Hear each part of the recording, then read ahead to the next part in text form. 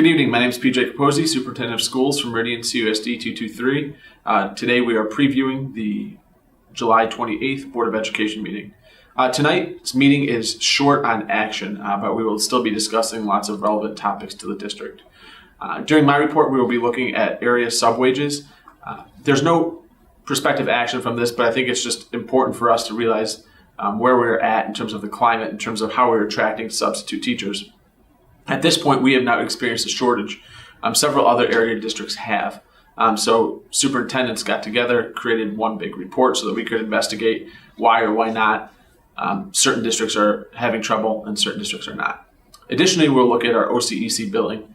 OCEC is the cooperative that we use for a majority of our special education positions that are not directly our teachers that are working with our kids. So to explain, positions like ed psychologists, administration in terms of special education, OT, PT, speech therapy, those things are all hired through the cooperative. For us, it protects us in terms of being able to provide high quality personnel at a cheaper rate, particularly when we can only fill 0.6 or 0.8 of a position. It allows for a sharing situation, which allows other Ogle County districts to work with us to keep our costs at a minimum. The reason that I'm going through it in detail this month is to just show that over the last 4 fiscal years, our costs to OCEC have actually decreased. So OCEC is doing a really good job of managing their costs. So therefore, we're not experiencing excess cost on our own. During the unfinished business part of the board agenda, we'll be reviewing the tentative budget. Budget is obviously one of the more important decisions that the board makes throughout the course of the year. They will be voting on the budget in September.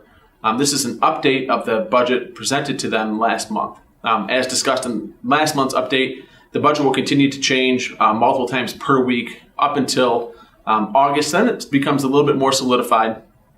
August through September, we continue to refine until we approve the final budget in September.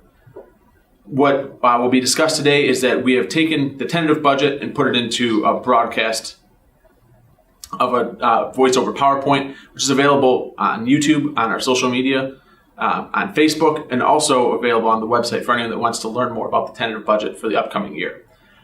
The long and short of it is that we project to have a year where we have a fund balance that should be somewhat significant to help us to increase our fund balances to repair the damage that was done of years of deficit spending between FY 12, 13, 14. In new business, we'll examine 4 different items. One is an item that we've discussed in previous months is about trying to provide an incentive for our teachers to become Google certified. We are a Google school. Our email is through Gmail. We have several other different applications we use quite often in the classroom.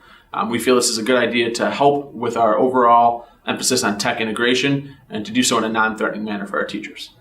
Additional things that we'll discuss is an examination of our property deeds. There is a thought that the best possible course of action for the district is to hire an attorney to examine all of the district property to ensure that on that property there are no strings attached.